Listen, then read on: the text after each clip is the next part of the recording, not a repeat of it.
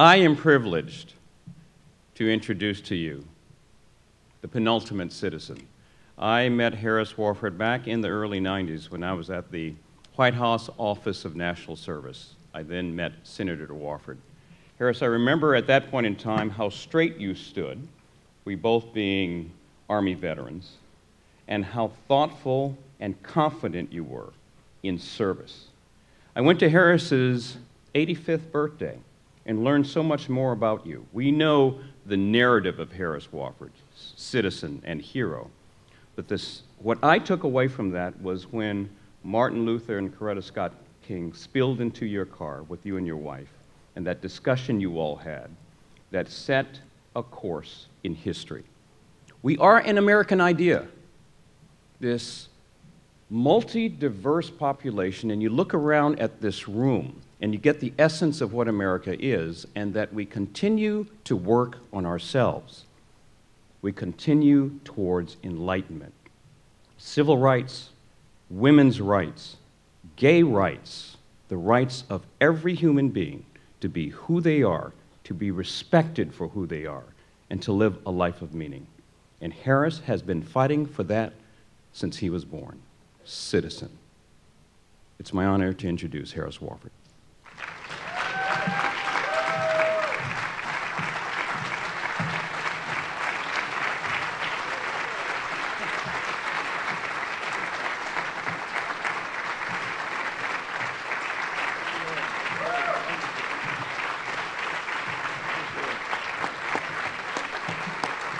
Thank you, thank you, and Rob, thank you for those kind words, but also for such wonderful master of ceremony, leader on this podium. Thank you. It's so good to be with all of you, with all of us. We're all voices of national service. We're also all ready to get to work. By the way, Tim Shriver put one of the two great American words to the last excellent panel, ask. And Abraham Lincoln certainly did a lot of powerful asking, hard asking. And the other great word in this historic place and in this country is all, those two. Now, the last time I was speaking at this lively college, I missed an opportunity to demonstrate my respect for Abraham Lincoln.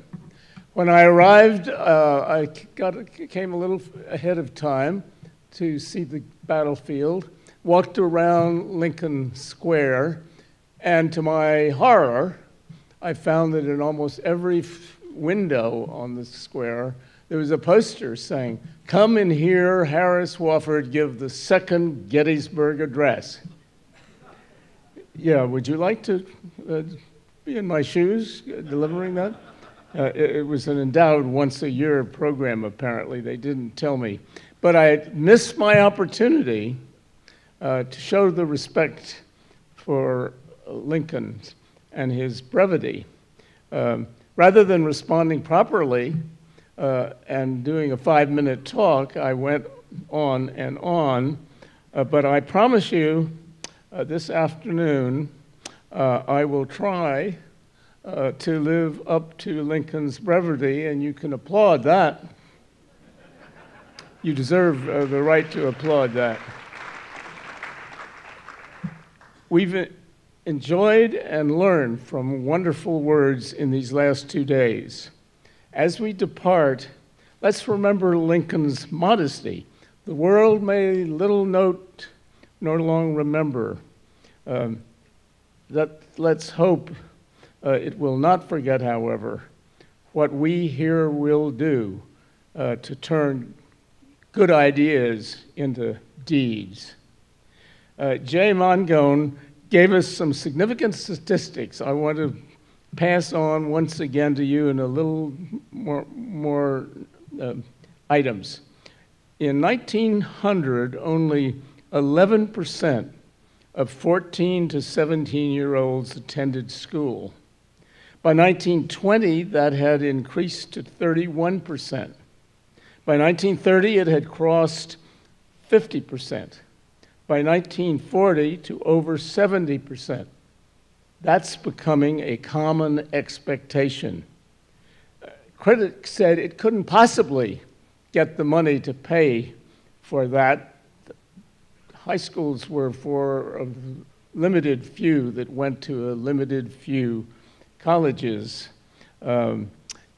Critics said it time again when Horace Mann set out to get high schools as an institution of American education. He said, yes, we can.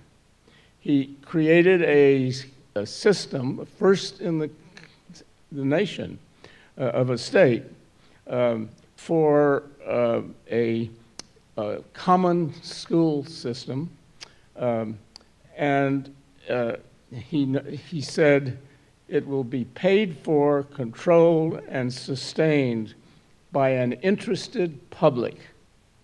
Year by year, a community or a state began to follow Massachusetts' example.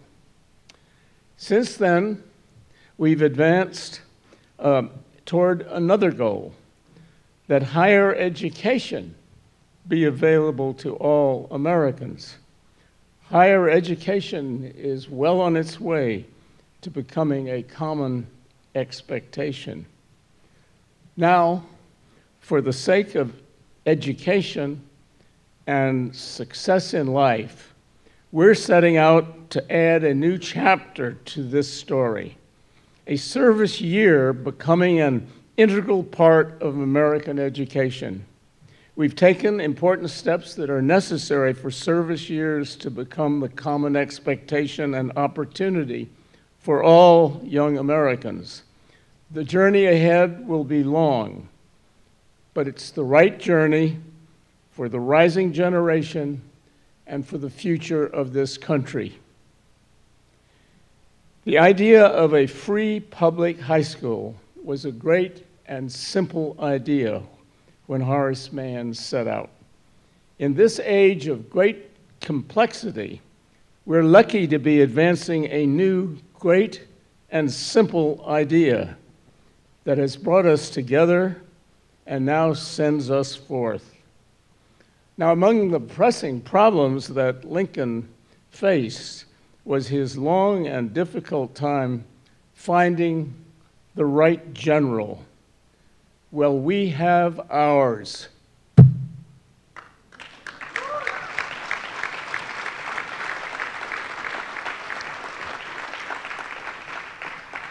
So it's a great privilege to salute General Stanley McChrystal. I do so with my World War II Army Air Corps rusty salute. Stan, we're ready.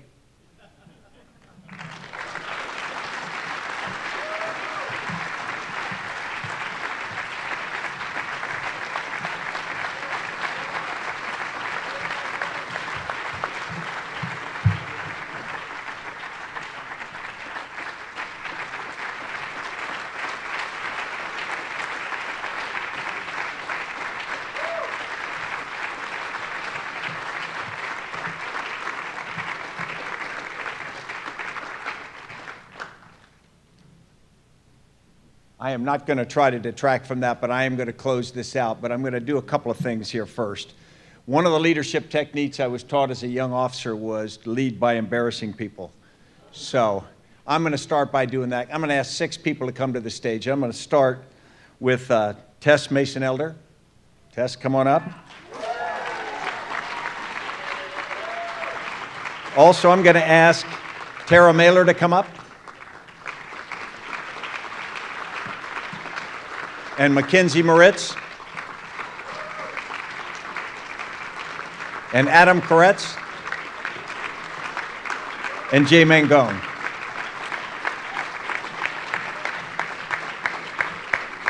Now, let me tell you a little bit about this. The Battle of Gettysburg lasted 3 days, and it was a painful process for those involved. This conference lasted 3 days, and it was quite a task for the people to my left, and I'm going to talk just a moment about them. Adam Koretz was the first member of the Franklin team. When there was no Franklin team, there was an Adam. So he was first. And he has been critical into building this, and I'll talk a little bit about the group afterward. Tess, of course, she is a veteran as well of national service. She and I went out to California, did work, and as you can see her running around here, things that have happened because of what Tess has done. I'm going to skip Jay right now. Tara. Of course, Tara took me out and hooked me up with Yahoo Press. That was nice. I owe you for that. But she has, this is going to be a lot about communicating what we do and communicating it accurately and correctly, and have a real pro to do that is critical. And Mackenzie, of course, Mackenzie is smooth. So if he talks to you, be a little careful. You will give up more than you had hoped.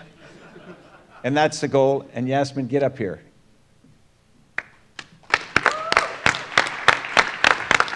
Now, if this thing happened like it should have, and you got where you wanted to be, and you were fed, and all those things happened, it was because Yasmin did it. Period. But this is not the Franklin conference team. This is the Franklin team. When you talk about Franklin, don't talk about Stan McChrystal or John Bridgeland or Alan Casey. Talk about these 6 young people, because they're the people who do it all day, every day. When you call in, that's who you talk to. When somebody sends you something, that's who. When good ideas get brought in, digested, and put in better form so we can pull together, this is who's doing it. And they are veterans themselves of service, but they are also serving yet again. And they are led by Jay Mango. Jay and I had worked together before this. He's a Marine veteran. He had been at Yale as a graduate student, and I met him there, and I said, the only person that I can think of to build a team to run this is Jay. And you have built an amazing team, Jay. And so I want to thank the 6 of y'all from the bottom of my heart for all you've done. All right. Well done.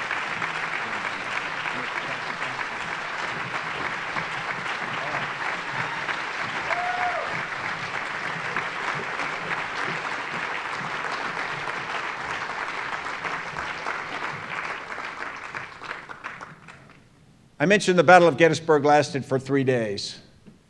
The good news is it did end. The bad news is more soldiers were killed or wounded after the battle, before the war ended, than they were up to and through the Battle of Gettysburg. So the idea that you come to Gettysburg and you decide the issue and then you go home and it's done was not the experience 151 years ago. It's not going to be the experience now either. I think what we did these last 3 days was to put more focus on what we are trying to do. We uncovered areas that we know we've got to look at. We uncovered differences that we have got to work through. We realized just how hard this is going to be. But if Harris taught us anything from what he's done through a lifetime and what he said today, is the idea is fairly simple. We can make it as complex as we want to. We can step back and look at all the different angles of it and all the challenges and all the pieces. But at the end of the day, if we don't let ourselves, as my old commander said, don't let yourself get treed by chihuahuas. If we will stay focused, that there is a big idea. And the big idea is we make America better by making better American citizens. We make better American citizens by giving great young people opportunity, not throwing a heavy burden on their shoulders and saying, you've got to carry us into the future, but we give them an opportunity, because everyone in this room who has served, and it's almost everybody, became better for it. You didn't get worse. You didn't get worn down. You didn't lose. You may have given a lot, but you walked away with more. and you know that. And that's what we've got to offer them. If we don't give them that opportunity, we let down an entire generation. And so for all the work that it's going to take and all the frustration it's going to take and all the heartburn and the heartache that will be involved, the big idea of giving young people an opportunity to serve is sacred. And I hope we can all stay focused on it. Thank everybody for spending so much time here and for all you've done. Thanks.